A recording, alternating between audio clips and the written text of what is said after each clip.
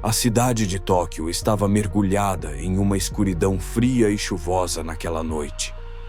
As luzes fracas dos postes de rua lançavam sombras distorcidas sobre os edifícios e as ruas desertas. O vento cortante fazia as folhas das árvores se moverem, criando um som de sussurro que parecia ocultar algo sinistro. As poucas pessoas que ainda circulavam pela cidade pareciam apressadas, como se sentissem o mesmo pressentimento estranho que Ryo estava começando a sentir. Ryo era um estudante de medicina da Universidade de Tóquio e, como todos os outros dias, estava voltando para casa após uma longa sessão de estudos. Seu corpo estava exausto, mas ele precisava se concentrar, pois sabia que o exame final estava se aproximando e ele ainda tinha muito a revisar. A biblioteca universitária, um prédio de concreto frio e sem alma, era o único lugar onde ele conseguia se concentrar, e ele passava horas ali, imerso nos livros e nas anotações. Mas naquela noite, algo estava diferente. Ele olhou para o relógio em seu pulso. Eram quase meia-noite. A maioria dos estudantes já havia ido embora, e o campus estava deserto. O vento forte agitava as árvores, e o som de suas folhas farfalhando parecia amplificar a solidão que tomava conta do lugar. O caminho até sua casa não era longo, mas era solitário. Ele tinha que atravessar uma rua estreita e mal iluminada, onde os postes de luz estavam posicionados de forma irregular. A rua ficava quase vazia durante a noite, com exceção de algumas figuras solitárias que caminhavam apressadas, muitas vezes sem olhar para os lados. Mas naquela noite, Ryo sentiu uma sensação desconfortável, como se estivesse sendo observado. Ele aumentou o passo, tentando afastar o pensamento, mas a sensação só aumentava. Quando ele finalmente virou a esquina para a rua deserta, seus olhos fixaram-se em uma figura distante. Era uma mulher, parada sob o fraco brilho de um dos postes, com uma postura imóvel e um casaco longo e escuro que cobria sua silhueta. Sua presença parecia irreal, como se estivesse fora de lugar, desconectada da realidade ao redor. Ryo hesitou. Ele tentou não olhar, mas seus olhos não conseguiam se desviar. Havia algo estranho na forma como ela estava ali, como se estivesse aguardando alguém. Algo dentro dele o impulsionou a continuar andando, mas a figura estava agora mais perto. Ele podia sentir seus olhos fixos nele, como se a mulher estivesse observando cada movimento seu. Ela começou a caminhar em sua direção. O som de seus passos era abafado, mas à medida que ela se aproximava, Ryo podia ouvir sua respiração profunda.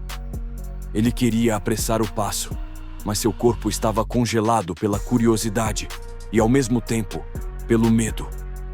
Quando ela finalmente parou diante dele, Ryo percebeu que ela estava usando uma máscara branca.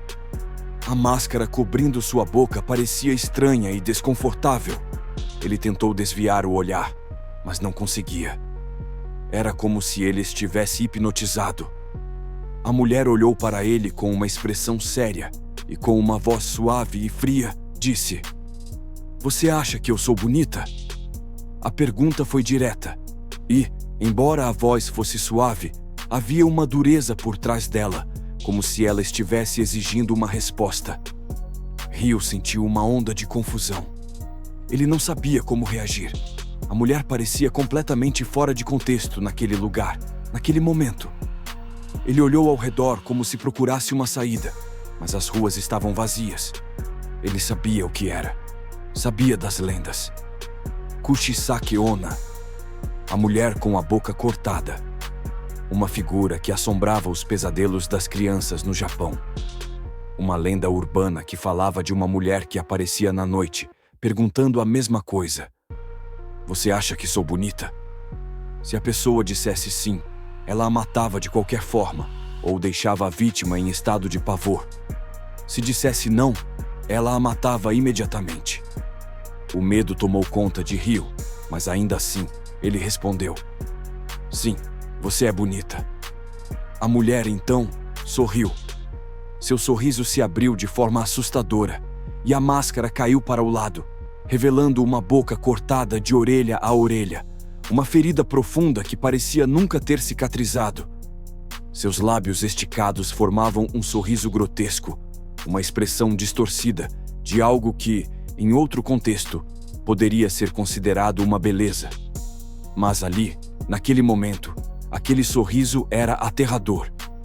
Ela se inclinou para a frente e disse, com uma voz baixa e sibilante: "E agora? Ainda acha que sou bonita?" Ryo sentiu o estômago embrulhar. Ele não conseguia mover os pés.